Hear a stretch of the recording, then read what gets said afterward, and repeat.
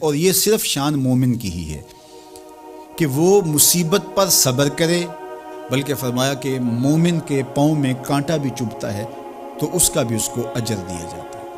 اس کے درجے بلند ہوتے ہیں، اس کے گناہ معاف کر دیے جاتے ہیں، اس کی خطاؤں سے درگزر کر لیا جاتا ہے، لیکن یہ مشروط ہے اس تکلیف کو صبر کے ساتھ برداشت کرنے سے۔ اگر وہ واویلا کرتا ہے، ناشکری کے کلمات کہتا ہے، تو تکلیف تو ختم نہیں ہوتی لیکن اجر زائل کر دیا جاتا ہے۔ تو اس لیے ہمیں ہر صورت کے اندر صبر کے دامن کو مضبوطی سے تھامنے کی تلقین کی گئی ہے، اور اہل ایمان کو یہ بھی سبق دیا گیا کہ جب انہیں کوئی بھی مصیبت پہنچتی ہے تو وہ کہتے ہیں انا للہ و انا الیہ راجعون، کہ ہم اسی کے ہیں اور اسی کے حضور پلٹ کے جانا ہے۔ تو یہ وہ امر ہے کہ جو ان کی طبیعت کے اندر ٹھہراؤ پیدا کرتا ہے اور ان کی زندگیوں کے اندر اللہ تعالیٰ جل شانہ پر جو یقین ہے اس کا پتہ دیتا ہے۔ اگر مصیبت کو اللہ کی طرف سے سمجھ کے مان کے صبر کیا جائے، اس کو مقدور سمجھا جائے، اس پر واویلا نہ کیا جائے، اللہ کی نافرمانی کا کوئی کلمہ نہ بولا جائے، اپنے عقیدے میں تزلزل نہ آنے دیا جائے، اپنے رویوں کی خوبصورتی کو زائل نہ ہونے دیا جائے، تو اس کا مطلب ہے کہ وہ شخص مومن ہے، اس کا یقین ہے کہ یہ اللہ کی طرف سے ہے، تو پھر اس کے یقین کے صلے کے اندر اللہ اس کو پھر ہدایت قلب کا چراغاں نصیب کرتا ہے۔ اور فرمایا واللہ بکل شیء علیم،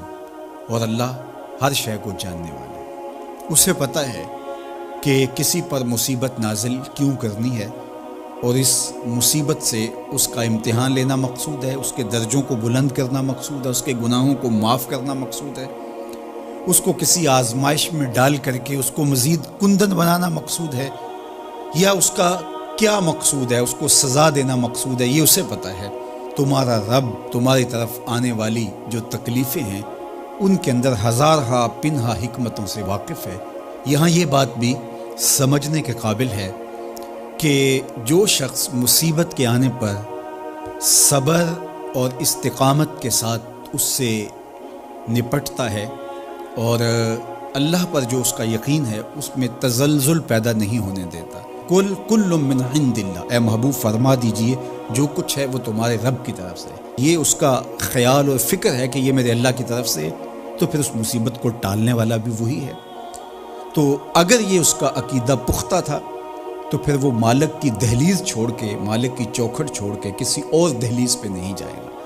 کسی اور چوکھٹ پہ نہیں جائے گا، وہ اس مصیبت کو دور کرنے والا مؤثر حقیقی اللہ کو ہی جانتا ہوگا اور اسی کے حضور دعائیں کرے گا، التجائیں کرے گا، کسی شرک کا ارتکاب نہیں کر سکتا ہے، اور وہ مالک کی دہلیز سے کبھی روح گردانی نہیں کر سکتا، بلکہ اس تکلیف کے آنے سے وہ اپنے رب کے ساتھ اور زیادہ جڑ جائے گا، اور اگر وہ صبر کرے تو یہ اس کا ایک مرتبہ ہے کہ وہ حوصلے کے ساتھ اس تکلیف کو برداشت کرے، اور دوسرا مرتبہ جو اس سے بڑھ کر ہے کہ اس پہ اللہ کی رضا کے سانچے میں اپنے آپ کو ڈھال لے کہ جے سونا میرے دکھ وچ راضی، میں سکھ نو چلے ڈاواں۔ اگر وہ اس بات پہ راضی ہے تو کوئی بات نہیں ہے، میں اس پہ راضی ہوں کہ میرے رب کی یہ رضا ہے۔ تو یہ دونوں چیزوں کا مل جانا یا دونوں میں سے کسی ایک کا مل جانا، یہ اللہ کی طرف سے اس کو دیا گیا انعام ہے جو اس مشکل حالات میں اس کو حاصل ہوتا ہے۔ اب وہ کس کیفیت میں ہے اللہ تعالیٰ اس کو خوب جانتا ہے کہ وہ اس پہ صبر کر رہا ہے یا اس کا اندر ڈول رہا ہے، اس کا عقیدہ کمزور تھا اور وہ کمزوری کے باعث جو ہے وہ تزلزل کا، تذبذب کا شکار ہو گیا، تو یہ تمہارا رب خوب جانتا ہے۔ تو تمہارے سینے کے اندر چھپی ہوئی کیفیت تمہارے رب کے علم میں ہے۔ توکل ایک ایسی دولت ہے کہ جو خوشحال زندگی کی ضمانت بنتی۔ جب ہم اللہ پر توکل نہیں کرتے اور ہم سمجھتے ہیں یہ سب کچھ ہماری محنت کا نتیجہ ہی ہوگا، اور نتیجہ جب نہیں آتا تو پھر ہم بے چین مضطرب ہو جاتے ہیں، اور جب ہم اس پہ توکل کر لیں تو پھر ہمارا صرف اتنا ہی کام ہے کہ میاں ہم یہ کام کر رہے ہیں، بس یہ حکم، ہم بیج بو رہے ہیں، بس یہ حکم ہے اور بو رہے ہیں، باقی اس پہ بھروسہ ہے، یہ کام اس کا ہے کہ اس نے اس کو اگانا ہے، اس کے اوپر پھل لگانے ہیں۔ تو جب اس پہ توکل ہو جائے تو بندہ سوکھا رہتا ہے، ورنہ بندہ مشکل میں مبتلا ہو جاتا ہے۔ بسا اوقات ایسا ہوتا ہے کہ بندہ ایک منصوبہ تیار کرتا ہے، اس کا عملی نتیجہ اس کو سامنے نظر آ رہا ہوتا ہے، لیکن نتیجہ بالکل الٹ جاتا ہے۔ سید علی المرتضیٰ فرماتے ہیں میں نے اپنے ارادوں کی شکست سے ہی اپنے رب کو پہچانا ہے،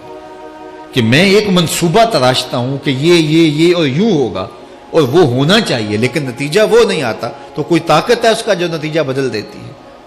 تو بندہ اس طاقت پہ یقین کرتے، اس پہ توکل کر کے جو ہے وہ اس پہ بھروسہ کر لے تو زندگی سوکھی ہو جاتی ہے۔ مغرب میں جو اللہ پر یقین نہیں رکھتے وہ خودکشی کر لیتے ہیں کہ یہ کیوں ہو گیا، ایسا نہیں ہونا چاہیے تھا، لیکن ہم خودکشی اس لیے نہیں کرتے، ہم کہتے ہیں میرا رب جس طرح چاہے اس طرح ہی ہوتا ہے، جو اس نے طے کیا ہوا ہے وہ کر کے رہتا ہے،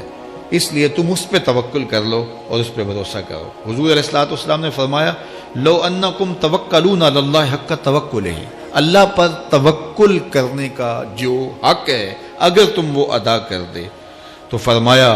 اللہ تمہیں ایسے رزق عطا کرے جیسے پرندوں کو عطا کرتا ہے۔ ہمارا تو کاروبار ہے، یہ فیکٹری ہے، یہ دکان ہے، یہ ہماری نوکری ہے، ہم نے یہاں سے کمائی کرنی ہے۔ پرندوں کا کوئی کاروبار نہیں ہوتا، کوئی نوکری نہیں ہوتی، کوئی ٹھیا، کوئی اڈا نہیں ہوتا جہاں جا کے انہوں نے رزق کے لیے کوئی آغاز کرنا ہوتا ہے، بلکہ حضور نے فرمایا تغدو خماسا وتروح بطانا، جب وہ صبح گھر سے نکلتے ہیں تو خالی پیٹ نکلتے ہیں اور انہیں کوئی اپنی منزل کا تعین نہیں ہوتا، جدھر خیال آیا اڑ گئے ادھر، لیکن کبھی ایسا نہیں ہوا کہ شام کو خالی پیٹ واپس آئے ہوں، کہا وہ پیٹ بھر کے آتے ہیں۔ باہو بولے بن توکل پنچھی اڑ دے، خرچ نہ پلے زیرا ہو، جب گھر سے اڑتے ہیں تو ان کے پلے نہ کوئی خرچ ہوتا ہے، نہ راس المال ہوتا ہے، نہ کوئی اوزار ہوتے ہیں، نہ کوئی ہتھیار ہوتے ہیں، کچھ بھی نہیں ہوتا، یوں ہی گھر سے نکلتے ہیں، کبھی بھی خالی پیٹ نہیں آئے۔ فرمایا اگر اللہ پہ پرندے توکل کر لیں تو اللہ اسے بھی عطا کرتا ہے، تم توکل کرو گے تو تمہیں عطا نہیں کرے گا، تو تمہاری زندگی سوکھی ہوگی۔ گھر سے نکلو کام کے لیے، فیکٹری کے لیے، مزدوری کے لیے، لیکن ٹینشن نہیں لینی کہ کیسے ملے گا، کیسے ہوگا، درود پڑھتے جاؤ اور مصطفیٰ کریم پہ سلام پڑھتے جاؤ، وہ تمہارے لیے رزق کے دروازے کھول دے۔ خاندانوں کے اندر کچھ شریر لوگ ہوتے ہیں جو چھوٹی بات کو بڑا کر کے زوجین کے سامنے الگ الگ پیش کر دیتے ہیں، تو طبائع کے اختلاف کی وجہ سے، طبی تفاوت کی وجہ سے کوئی اختلاف ہو سکتا ہے، لیکن اس کو اچھال کے بڑا کر کے دونوں کی نظر میں، تو یہ ایسی بدکاری ہوتی ہے جو مختلف خاندانوں کے اندر مختلف طبائع کے لوگوں کا مزاج ہوتا ہے۔ تو ایسے لوگوں سے اپنے آپ کو محتاط رکھنے کی ضرورت ہوتی ہے، اور اگر وہ شوہر کے خاندان سے تعلق رکھنے والا فرد ہے تو اس کو بیوی کو بتا دینا چاہیے کہ یہ ہمارا اس کے رشتے کا احترام موجود ہے، لیکن ہم نے اس سے رہنا محتاط ہے۔ اور اگر وہ بیوی کے خاندان کا فرد ہے تو بیوی شوہر کو بتا دے کہ یہ صاحب معزز تو بہت ہیں ہمارے خاندان میں، لیکن ماشاءاللہ شریر بھی بہت ہے، ان کی مثال اس مکھی کی طرح ہے جو سارے بدن کو چھوڑ کے زخم کی جگہ پہ بیٹھتی۔ کچھ لوگوں کی مثال ایسی ہوتی ہے، اچھائیاں چھوڑ دیں گے